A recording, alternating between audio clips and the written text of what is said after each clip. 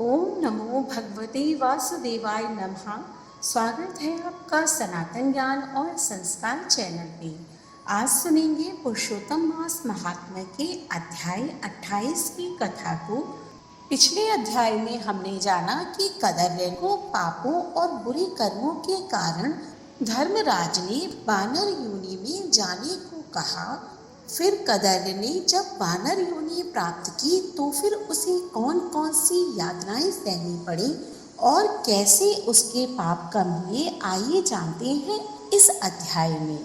श्री नारायण बोले, चित्रगुप्त धर्मराज के वचन को सुनकर अपने योद्धाओं से बोले, यह कदर्य प्रथम बहुत समय तक अत्यंत लोभ से ग्रस्त हुआ, बाद में चोरी करना शुरू किया, इसलिए यह प्रथम प्रेत शरीर को प्राप्त करके बाद में वानर शरीर में जाए, तब हम इसको बहुत सी नरक यातनाएं देंगे। हे भट्ट लोग, धर्मराज के गृह में यही क्रम श्रेष्ठ है। इस प्रकार चित्रगुप्त से आज्ञा प्राप्त होने पर भयंकर भट्ट लोगों ने चित्रगुप्त की आज्ञा अनुसार शीघ्र वैसा ही किया और ब्राह्मण को पीटते हुए प्रथम प्रेत शरीर में करके फल रहित वन में रखा। वह ब्राह्मण प्रेत योनि को प्राप्त कर उस निर्जन गहन वन में क्षुधा तृषा से अत्यंत व्याकुल होकर भ्रमण करने लगा। प्रेत योनि में होने वाले दुखों को भोग कर बाद में फलों के चोरी करने से होने वाली वानर योनि को गया। सुंदर शीतल जल और छाया तथा फल पुष्प से युक्त जम्बू खंड के मनोहर सुंदर कालचोर पर्वत पर वहाँ इंद्र से बनाया हुआ उत्तम कुंड है। मानसरोवर के समान पवित्र सत्पुरुषों से सेवित पापों का नाश करने वाला देवताओं को भी दुर्लभ मृग तीर्थ नाम से प्रसिद्ध था, जिसमें श्राद्ध करने से पितरलोक सदगति को चले जाते हैं। वहाँ पर देवता लोग दैत्यों के भय से मृग होकर निरंतर निर्भय स्नान करने लगे, इसीलिए विद्वान लोग उस कुंड को मृगतीर्थ कहते हैं। मनुष्य शरीर को प्राप्त करके वह ब्राह्मण वहाँ पर फलों के चोरी करने के पाप से प्रथम वानर शरीर को प्राप्त हुआ। नारद मुनि बोले, त्रैलोक्य को पवित्र करने वाले रमणीय मृगतीर्थ में पाप कोटि से युक्त वह दुष्ट वानर कैसे वास करता हुआ? हे नाथ, हे तपोधन, मेरे मन के संदेह को काटो, क्योंकि आपके समान गुरुजनों को अपने शिष्यों के विषय में कभी भी गोप्य नहीं होता है। सूत जी बोले, हे विप्रलोक, इस प्रकार नारद मुनि से प्रेरित होने पर अत्यंत प्रसन्न तपोनिधि नारायण भगवान नारद मुनि का सत्कार करते हुए बोले, कोई चित्रकुंडल नाम का महान वैश्य था। पतिव्रत धर्म में परायणा तारका नाम की उस वैश्य की स्त्री थी। उन दोनों ने भक्ति से पवित्र श्री पुरुषोत्तम मास का व्रत किया। जब श्री पुरुषोत्तम मास का व्रत करते उन दोनों का श्री पुरुषोत्तम मास बीत गया। अंतिम वाले दिन के आने पर स्त्री के साथ हर्ष से युक्त श्रद्धा पूर्वक चित्रकुंडल ने उद्यापन किया। पुरुषोत्तम मास के उद्यापन विधि करने के लिए वेद और वेदांग को जानने वाले गुणी स्त्री सहित ब्राह्मणों को बुलाया। हे नारद, वहाँ पर धन के लोभ से कदर्य भी आया।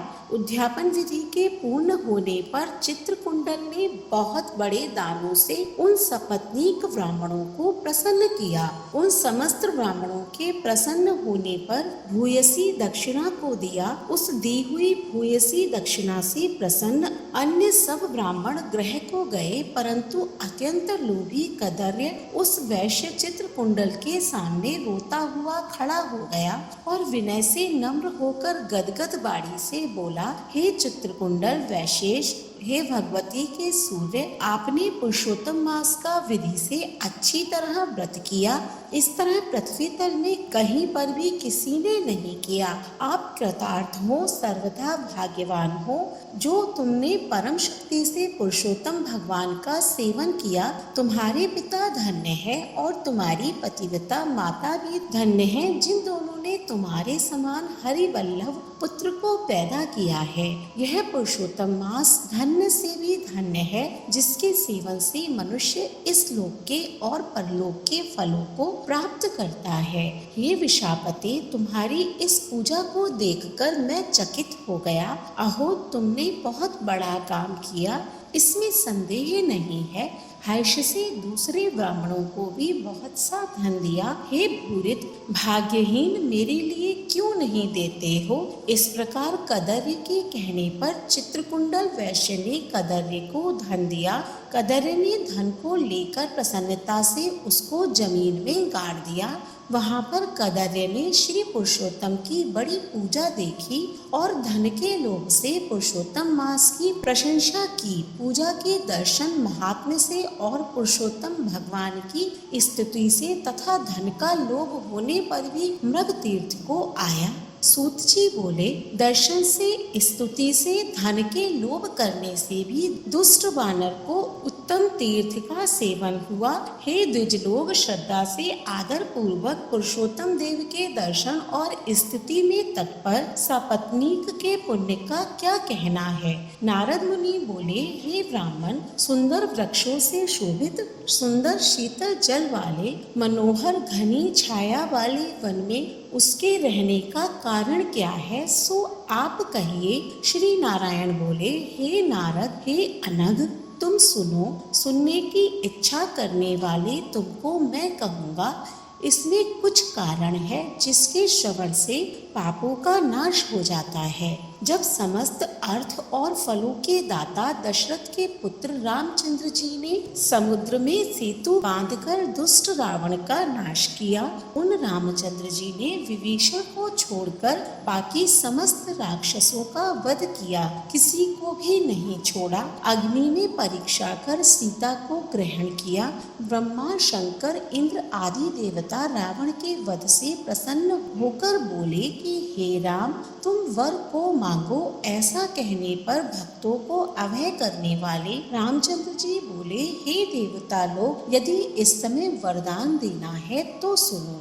यहाँ पर राक्षसों से शूर वानर मारे गए हैं, उनको हमारी आज्ञा से अमृत वृष्टि कर शीघ्र जिला दो। तथास्तु, यह कहकर ब्रह्मा, शंकर, इंद्र आदि देवताओं ने अमृत की वृष्टि करके वानरों को जिला दिया। तदंतर वे जयशाली समस्त वानर जीवित हो गए और चिरकाल तक शयन कर उठे हुए के समान देखने में आए। रामचंद्र चारों तरफ बैठे हुए समस्त वानरों के साथ पुष्पक विमान पर सवार होकर प्रसन्न मुख कमल वाले सपत्नीक रामचंद्र बोले, हे सुग्रीव, हे हनुमान, हे तारात्मज, हे जाम्बवान, वानरों के साथ आप लोगों ने मित्र का समस्त कार्य किया। आप लोग उन वानरों को आज्ञा दें जिसमें यहाँ से आप लोगों की आज्ञा पाकर वानर अपनी अपनी इच्छा अनुसार जंगलों में जाएं। हमारी यह दीर्घजीवी वानर जहाँ जहाँ वास करें, वहाँ के वृक्ष पुष्प फलों से युक्त हो जाएं।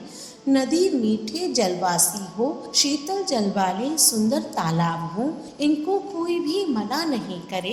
हमारी आशा से समस्त वानर जाएं। इसीलिए रामचंद्र जी के प्रभाव से जहाँ वानर जाति के लोग वास करते हैं, वहाँ वन में मीठे जल वाली नदी और सुंदर तालाब होते हैं। पुष्प पत्र से युक्त सुंदर फल वाले बहुत से वृक्ष हैं, परंतु अदृष्ट से होने वाले पूर्व जन्म के सुख दुख जहाँ जहाँ प्राणी निवास करता है, वहाँ वहाँ अवश्य जाते हैं, क्योंकि बिना भोगे कर्म का नाश नहीं होता है, ऐसा वेद की आज्ञा है। श्री नारायण बोले, फिर वहाँ पर यह लालची वानर पर्वत के समान बढ़ता हुआ भूख प्यास से युक्त पीड़ित वन में विचरण करने लगा। उसके मुख में पित्त के प्रकोप से पीड़ित उत्पन्न हुई, जो उसके जन्म का रोग था। जिस पीड़ा से मुख के घावों से दिन रात रुधिर बहा करता था, अत्यंत पीड़ा के कारण कुछ भी भोजन नहीं कर सकता था और वह वानर चंचलतावश वृक्षों में से उत्तम वृक्ष को तोड़कर मुख के पास ले जाकर बहुत से फलों को जमीन में गिरा दिया करता था।